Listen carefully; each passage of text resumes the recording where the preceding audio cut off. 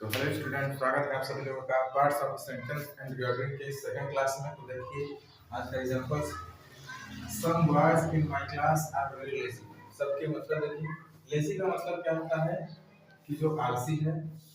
Class boys some, कुछ लड़के in my class are very lazy, कुछ लड़के जो हैं कि मेरे क्लास में बहुत ही ज्यादा लेजी हैं, आलसी हैं। इसमें प्रेडिकेट कौन सा होगा? प्रेडिकेट जब भी देखेंगे कि हमको प्रेडिकेट पता करना है तो प्रेडिकेट पता करने के लिए हमको देखना पड़ेगा कि वो हमेशा वर्ब से चालू होगा। कहाँ चालू होगा? वर्ब से चालू होगा। तो वर्ब देखिए इसमें कहाँ पे है, इधर तो कुछ वर्ब भी नहीं है, यहाँ से वर्ब है।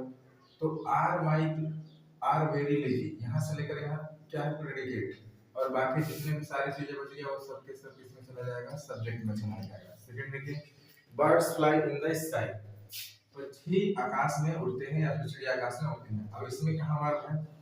वर्ब को देखना है। प्रेडिकेट पर चलना है तो हमको वर्ब देखना है कि वो वर्ब कौन सा है और कहाँ से चालू हो रहा है। तो यहाँ पे देखिए फ्लाई, फ्लाई मींस क्या होता है? उड़ना। और ये हमारा मेन वर्ब है। मेन वर्ब का मतलब जिसका कोई अर्थ हो उसे हम लोग कहेंगे मेन वर्ब, और जिसका कोई अर्थ नहीं होता है वो होता है हेल्पिंग वर्ब, जैसे इज, एम, आर। अब यहाँ पे फ्लाई से लेके इन द स्काई, ये सभी के सभी क्या है? प्रेडिकेट्स में।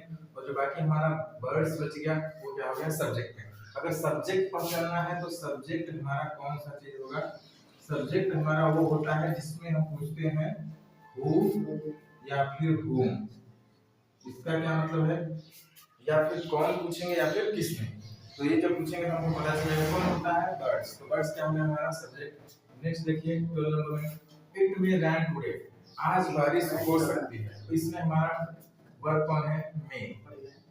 मे हमारा कौन सा वर्ब है? मॉडल वर्ब है। तो यहाँ से लेकर यहाँ तक पूरा क्या हो गया? प्रेडिकेट में। और बाकी जो हमारा इट बच गया वो कौन सा हो गया? सब्जेक्ट हो गया। नेक्स्ट देखिए, stand up on the bench you naughty boy. अब यहाँ पे क्या लिखा है? स्टैंड अप माने खड़े हो जाओ, ऑन द बेंच, बेंच के ऊपर, यू तुम, नॉटी बॉय शरारती लड़के। तो इसमें पूरा वाक्य देखिए क्या कह रहा है? Stand up on the bench, bench पे खड़े हो जाओ तुम, नॉटी बॉय। तो सब्जेक्ट ज्यादातर हमको पहले ही मिलता है बट इसमें लिखा नहीं गया, लेकिन पूरे सेंटेंस में यहाँ देखिए इसकी बात की जाती है, यू की। तो यहाँ भी यू को ही बोला जा रहा है। तो ये हमारा जो यू है इस सेंटेंस का सब्जेक्ट होगा। और बाकी सारी चीजें क्या होंगी? प्रेडिकेट्स की चीजें होंगी। ये सब के सब प्रेडिकेट्स होंगे। ठीक, ये या तो पहले बोलो या तो फिर बीच में बोल दिया गया है तो उससे कोई काम नहीं है। The dictionary is on my table, जो डिक्शनरी है वो मेरे टेबल के ऊपर है। इसमें कौन है हमारा वर्ब? तो इसमें वर्ब हमारा कौन है? इज। तो इज ऑन माय टेबल यहाँ से लेकर यहाँ तक पूरा प्रेडिकेट में हो गया। और जो बच गया द डिक्शनरी, ये पूरा इसमें चला जाएगा सब्जेक्ट में। कौन टेबल पे है? डिक्शनरी टेबल पे। ये blind man lives in my village, एक अंधा आदमी मेरे गांव में रहता है। तो इसमें कौन है हमारा वर्ब? तो लिव्स, लिव्स मींस रहना होता है, ये वर्ब है मेन वर्ब। तो यहाँ से लेकर यहाँ तक पूरा क्या चला गया? प्रेडिकेट में। और बाकी जो सब चीजें बच गई वो क्या कर जाएंगे? सब्जेक्ट में जाएंगे। नेक्स्ट देखिए, माय ओल्ड फादर, मेरे जो ओल्ड फादर यानी जो मेरे पिताजी हैं, जो यानी बूढ़े हो चुके हैं, does not like taking any medicine, उनको कोई भी दवाई लेना पसंद नहीं है। ठीक है, तो किसको कौन दवाई लेना पसंद नहीं करता है? My old father. और यहाँ पे वर्ब कौन सा चालू है? डज। डज यहाँ से, तो does not like taking any medicine, यहाँ से लेकर सब प्रेडिकेट में चला गया। और जो बाकी चीजें बचेगी वो क्या करेंगे? सब्जेक्ट करेंगे। नेक्स्ट देखिए, गो देयर राम, राम जाओ। तो इसमें क्या कहा गया है? गो देयर, जाओ। देयर का कोई मतलब नहीं होता है जब देयर। ठीक, अब आगे देखिए, जो राम है तो ये क्या हो गया? सब्जेक्ट। इसको पहले भी बोल सकते हैं, लास्ट में भी बोल सकते हैं। अब इसमें देखिए कम ये लिखा है, यहाँ आओ। तो यहाँ आओ में हमको पता ही नहीं चल रहा है कि कौन सब्जेक्ट है। तो इसमें कैसे पता करेंगे? जब भी हम बोलते हैं यहाँ आओ चाहे वहां जाओ तो अपने से सामने वाले को ही बोला जाता है। तो सामने वाले को हम लोग क्या बोलते हैं? यू बोलते हैं। तो यहाँ पर यू हमारा हेड है, इसलिए यहाँ का सब्जेक्ट क्या होगा? यू। और प्रेडिकेट क्या होगा? Come here. ये पूरा प्रेडिकेट है और जो सब्जेक्ट हमारा यू है, यू पूरा छिपा हुआ है, हिडन है। नेक्स्ट देखिए, गिव मी ए पेन, मुझे एक कलम दो। इसमें देखिए सब्जेक्ट कौन है? कुछ पता चल रहा है? नहीं पता चल रहा है। वर्ब से ही चालू हुआ है बट फिर भी इसमें सब्जेक्ट कौन है? यू है, क्योंकि तुम मुझे एक कलम दो हम लोग सामने वाले को बोलते हैं, तो सामने वाले को यू बोला जाता है। इसका मतलब तुम, आप दोनों होता है।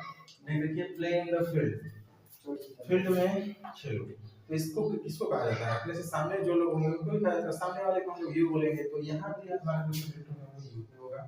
नेक्स्ट देखिए, शट द डोर, दरवाजे को बंद कर दो। तो दरवाजे को बंद कर दो किसको बोलेंगे? अपने से सामने वाले को बोलेंगे। तो सामने वाला कौन होगा? हमारा यू ही होगा। तो ये हो गया हमारा पूरा चीज। ठीक है, तो आइए नेक्स्ट लेते हैं सब्जेक्ट्स और प्रेडिकेट्स के पार्ट्स। कौन कौन सब्जेक्ट और प्रेडिकेट के अलग अलग पार्ट्स हैं। सब्जेक्ट के जो पार्ट्स हैं यहाँ पे देखिए क्वालिफायर, मेन वर्ड या हेड वर्ड।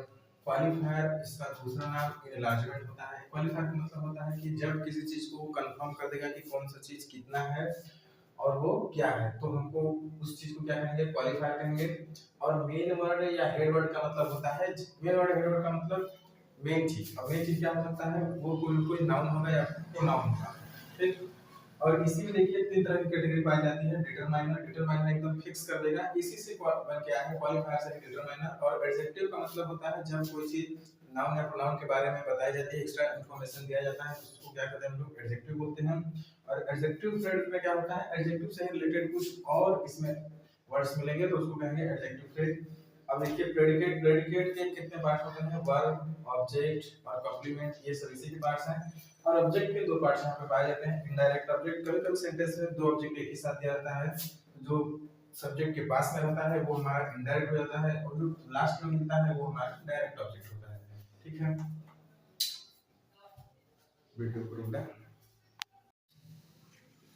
तो आइए नेक्स्ट टेबल देखते हैं। इसमें सब्जेक्ट कौन है और प्रेडिकेट कौन है।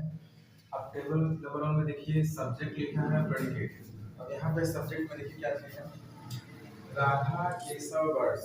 ये तीनों के तीनों कोई ना कोई नाम है, ठीक। और इधर क्या लिखा है, सिंग्स, रीड्स, फ्लाइज। प्रेडिकेट तो आपको पता ही है कहाँ से होता है, हमेशा वर्ब से चालू होता है। तो सब्जेक्ट को कोई ना कोई किसी न किसी का नाम हो सकता है, यानी कहने का मतलब नाउन हो सकता है, ठीक है। और इन्हीं सब जब किसी न किसी नाम की जगह पे हम कोई दूसरा शब्द इस्तेमाल करते हैं उसी को बुलाने के लिए, उसको क्या कहा जाता है, प्रोनाउन कहा जाता है। तो वो क्या हो सकता है, आई, दे, वी। तो सब्जेक्ट या तो कोई नाउन हो सकता है या तो कोई प्रोनाउन हो सकता है। आई केम, मैं आया, दे वेंट, वे गया, वी रन, हम दौड़े, बर्ड्स फ्लाई, पक्षी उड़ती है, केशव रीड्स, केशव पढ़ता है, राधा सिंग्स, राधा गाती है। देखिए वॉक, वॉक मींस चलना, ये क्या है, वर्ब। स्मोक मींस नशा करना। अब ये तो वर्ब लिख दिया पहले, अब ये क्या चीज है, जब भी वर्ब के फर्स्ट फॉर्म में अगर आईएनजी जुड़ा हुआ है, वर्ब के फर्स्ट फॉर्म में आईएनजी, और वो किसी सेंटेंस में पहले लिखा है, तो इन सब चीजों को हम लोग जेरेंड बोलते हैं। इसका नाम तो जेरेंड है, बट ये नाउन की तरह कार्य करता है, और इसको एक सब्जेक्ट माना जाता है जब ऐसी चीज लिखी हो, अगर किसी सेंटेंस में पहले लिखा हो तो। ये क्या है, जेरेंड है, और ये नाउन की तरह कार्य करता है, इसलिए इसको सब्जेक्ट में रखा गया है। तो इसको ध्यान देना है। वॉकिंग इज यूजफुल, टहलना, घूमना लाभदायक होता है। स्मोकिंग नशा करना हानिकारक होता है। टू एरर माने क्या होता है, गलती करना। अब ये भी हमारा वर्ब है, वर्ब का फर्स्ट फॉर्म, वर्ब की फर्स्ट फॉर्म। और जब भी वर्ब की फर्स्ट फॉर्म में अगर टू लिख रखा है तो इन सब चीजों को हम लोग क्या बोलते हैं, इन्फिनेटिव बोलते हैं, ठीक है। इन्फिनेटिव बोला जाता है। और इन्फिनेटिव भी नाउन की तरह कार्य करता है।